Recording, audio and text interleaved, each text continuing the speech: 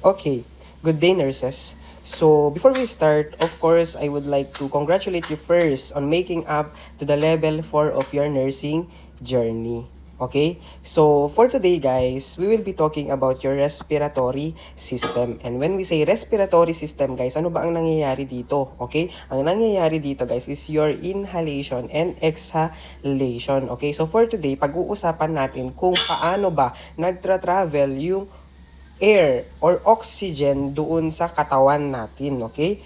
So, ang respiratory system guys, magi-start siya of course into your nasal cavity, okay? The air or oxygen will travel through the nostrils and enters the nasal cavity, okay? And dyan sa nostrils mo guys, meron kang makikitang mga buhok. Yan yung tinatawag natin na nose hairs, okay? Para saan naman to guys? Para bunutin mo, okay?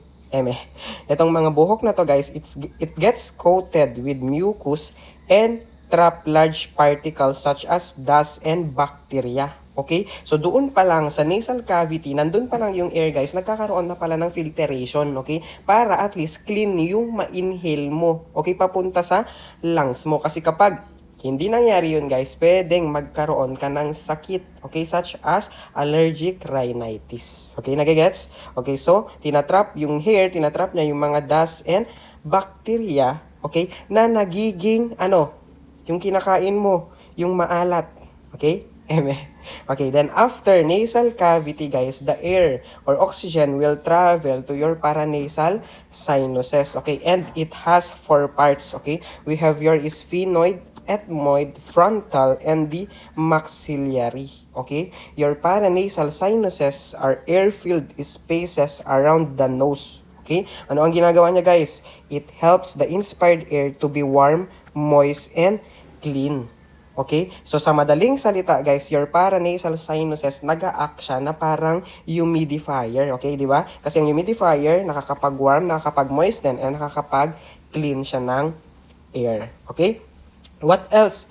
It acts like a echo chamber that help amplify the sound of the voice, okay? That's why guys, kapag meron kang colds or congested ka guys, or simply takpan mo lang yung ilong mo guys, 'di ba nag-iiba yung clarity ng voice natin, okay? And that is your paranasal sinuses, okay? Then after paranasal sinuses, guys, the air now will travel into your pharynx, okay? Or yung sa madaling salita, tinatawag natin siyang throat, okay? And the region connecting the nasal cavity and pharynx, okay? Nasal cavity and pharynx is called nasopharynx. That's why tinawag siyang nasopharynx, because that is the connection between the nasal cavity and the pharynx, okay? And the part connecting the pharynx to oral cavity naman guys, of course, that is your oropharynx, okay? And in your pharynx or sa throat mo guys, may makikita kang soft palate, hard palate, and uvula.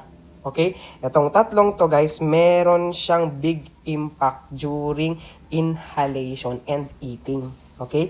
Bakit guys? Because itong tatlong to guys, nagmo-move sila together to form a flap or valve that closes the nasopharynx off when eating. Okay? To prevent food from going into nasopharynx. Okay? Sa madaling salita guys, yung mga valve na yan, yung tatlong valve na yan, nagclose yan guys para yung ini-intake mong food guys, hindi mapuntas dun sa nose mo. Okay, kasi connected yan guys. Na-experience nyo na ba sometimes, yung uminom kayo ng tubig guys, tapos bigla kayong nagdumog. Ano nang Tagalog dumog? Nagbaw. Okay? Bigla kayong nagbaw. Di ba? Yung water guys, lumalabas siya doon sa ilong natin. Tama? Okay? So, yun yung function nung soft palate, hard palate, and uvula para maiwasan guys na yung ini-intake mong food guys, lumabas siya ngayon doon sa nose mo. Okay? So, nagigets? Okay? Then, after pharynx or sa throat mo guys, the air will pass through to your epiglottis. Okay, your epiglottis naman guys, ito na ang may pinakamalaking function or tulong during eating and inhalation. Kasi hindi ka ba nagtataka kung bakit same lang naman yung passageway, bakit kaya yung food nagta-travel siya papunta doon sa esophagus ko, bakit kaya yung air nagta-travel siya papunta doon sa trach ko, where in fact isa lang naman yung tube na papasukan ng mga yan, tama? Si epiglottis guys, yan yung may pinakamalaking function. Okay, mamaya explain ko kung bakit. Your epiglottis is a spoon-shaped flap or cartilage located at the top of your larynx. Okay, and it sits the airway off when eating. Okay, anong ginagawa niya daw? It sits the airway off when eating. Okay, kapag kumakain ka daw guys or nag-i-intake ka ng food guys, yung food dapat pupunta kay esophagus mo. Tama? And dahil yan sa tulong ni epiglottis. Okay, your epiglottis guys, kapag nag-intake ka ng food guys, i-close niya etong tube papunta doon sa trachea mo. So that yung food guys mag-travel papunta dito sa esophagus mo. Okay, nagagets? Kasi dapat guys, yung air lang ang nakakapasok dito sa trachea mo. Okay? Kasi kapag hindi yan nagfa-function or hindi niya kino-close to guys, possible na yung inintake mong food ngayon guys, mapunta dito sa trach mo. And delikado yun guys. Dahil pwede niyang ma-obstruct yung airway. Okay? Then the air now will travel to your laryngopharynx and it is the pathway of air and food. Okay, then dito na sila naghihiwalay guys, okay? Yung air magta-travel kay larynx, okay? The food will travel to your esophagus. Then GI system na yun, okay? Then sa larynx, that is your voice box na tinatawag, tama? Then after larynx guys, magtra-travel na siya ngayon dito kay trachea mo. Okay, so nasa trachea na yung air, tama? And yung trachea guys, nag-i-increase ang diameter nito guys during stress. Okay? Ano ba ang example ng stress na sinasabi mo, sir? Ganito yan guys. Okay? For example, nag-exercise ka. Okay? Pag nag-exercise ka, napapagod ka ba? Naghahabol ka ba ng hininga? Okay? So, ang nagko-compensate sa katawan mo guys is your trachea. Okay? Para ma-accommodate niya yung paghahabol ng hininga mo. Okay? Your trachea guys will increases the diameter para ma-accommodate niya yung air. Okay? What else? Nagdi-decrease naman ang diameter niyan, guys, during rest. Okay? Kailan ka ba at rest? During sleep. Okay? Then, the airway are lined by ciliated columnar cell and goblet cell. So, the airway, guys, merong ciliated columnar cell dyan and goblet cell. Okay? Si goblet cell, guys, nagsisecrete siya ng mucus to trap particles. Okay? And si columnar cell naman guys, it moves mucus and trap particles towards the pharynx. O that's why guys, 'di ba kapag naka-tracheostomy yung pasyente natin guys, 'di ba dapat umabot siya dito sa trachea niya kasi dito daw nabibuild yung or dito nasisikret yung mga mucus and that is your goblet cells and ciliated columnar cells. Okay? Then the air na will travel hanggang ma-reach niya si carina. Okay? Ano ba si carina? This is very important, guys. Dahil na-discuss nyo na to kay tracheostomy. Tama ba? Tracheostomy suctioning. Tama?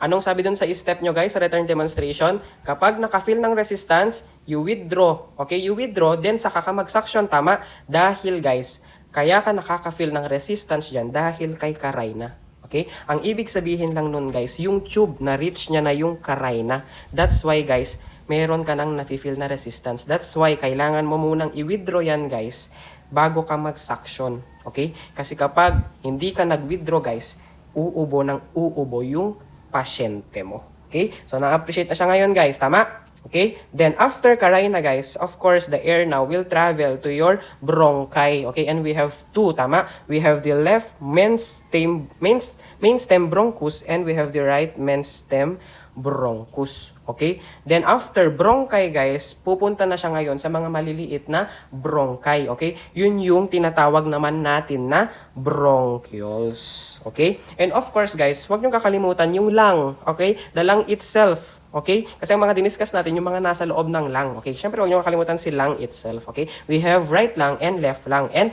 in your right lung, guys, merong tatlong lobe dyan. Okay? We have the upper lobe, middle lobe, and lower lobe. Okay? Then si left lung naman, guys, dalawa lang ang lobe dyan. We have the upper lobe and lower lobe. Okay? Then after bronchioles, guys, marireach niya na yung terminal bronchioles. Okay? Yan, kaya tinawag siyang terminal bronchioles, guys, dahil parang yan yung crossing. Okay? Diyan na mag-e-end si bronchiole. Okay? After bronchioles, guys, the air now will travel into your alveoli. Okay? And diyan sa alveoli guys, yan yung pinakasikat na sikat dahil diyan nangyayari yung tinatawag natin na gas exchange. Okay? So nagigas nyo na siya ngayon, tama? Ngayon guys, merong mga respiratory bronchioles din dyan and the alveolar duct. Okay? After your alveoli. Okay? Then, i-zoom in natin si alveoli. Pag-usapan natin siya. Okay? For example guys, this is your alveoli. O, di ba na-zoom in siya? O, this is your alveoli. Okay? Then, inside your alveoli guys, merong alveolar wall dyan. Okay? This is your alveolar wall. Then, dito na part guys, this is the basement membrane of your alveoli that na pinoprotect niya yung alveoli mo and sinusupport niya. Okay, that supports and protects your alveoli. That is the function of the alveolar wall. Okay, it is lined by thin epithelial cells called pneumocytes. Okay, then we have type 1 and type 2 pneumocytes. Okay, your type 2 pneumocytes guys, yan yung nagsisikret ng surfactant, okay, to decrease the surface tension, okay, para gawin niya lang mature yung alveoli, guys, di ba? Napakinggan nyo to si lung surfactant, tama? During your maternal, dahil kapag baby, guys, kailangan mag-mature yung lung surfactant, okay, para makapag-adjust yung baby. Oh, this is very essential, guys, the type 2 pneumocytes, okay? Then, for you to appreciate kung paano ba nangyayari yung gas exchange, guys, i-integrate natin si cardiovascular. Okay? In your cardiovascular, di ba, the deoxygenated blood will flow into your inferior and superior vena cava. Tama ba? Yes. Then after superior and inferior vena cava, the deoxygenated blood will reach or will travel to your right atrium. Okay? Then pupunta na siya ngayon sa right ventricle through the tricuspid valve. Okay, then from right ventricle guys, mag-e-enter na siya ngayon sa pulmonary artery kasi papasok na siya kay lungs para ma-reach niya na si alveoli, magkaroon na ng gas exchange. Tama ba? So ganito yung nangyayari guys. Pag na-reach niya na si pulmonary artery, so the oxygenated blood pa rin yan, tama? The blood guys will travel into your capillaries. Okay? To your capillaries. Diyan sa alveoli mo guys, may mga nakadikit dyan na capillaries. Okay, may mga nakadikit dyan na capillaries. Okay, so ito yung mga blood mo. Okay, now guys, ang mangyayari guys, the alveoli guys, magsesend siya ng oxygen dito kay capillaries. Okay, para maging oxygenated blood na siya ngayon. So, dun na nangyari yung gas exchange. Okay? Then, meron din tayong tinatawag dito, guys, na blood-gas barrier. Ano naman ang function nito, guys? Okay? It separates the air from blood. Okay? And we have also endothelial cells of your capillaries. Okay, anong ginagawa niyan guys? It lines the capillary walls that holds the blood. Okay, dapat kasi guys, nandito lang sa loob yung blood. Okay, hindi siya pumupunta sa may interstitial space. Oh, that is the function of your endothelial cells. Then, after maging oxygenated na yung blood guys, mag-enter na ngayon yung blood doon sa pulmonary veins. Tama? Then, until such time ma-reach niya na si pulmonary veins, then until sa siya ma-reach siya na ulit si heart, then circulatory system na. So, yung oxygenated blood ngayon, guys, magta-travel na throughout your body. Okay? So, ganun nangyayari yun, guys. I hope na appreciate nyo na siya little by little. Okay? So, ngayon, guys, paano naman tayo nag-e-exhale ng carbon dioxide? Okay? So, yung carbon dioxide, guys, ifa-follow lang ulit natin kung saan yung pinanggalingan natin. Okay? The carbon dioxide now, guys, will travel to your alveoli, then into your lungs, then syempre may mga parts yan, di ba? Yung mga na-discuss natin kanina, then until such time, ma-reach niya na si mouth or si throat mo. Then, dyan na mangyayari yung exhalation, pero carbon dioxide na. Okay? And that is all guys for your respiratory system. I hope you learned something. Okay? Thank you and God bless.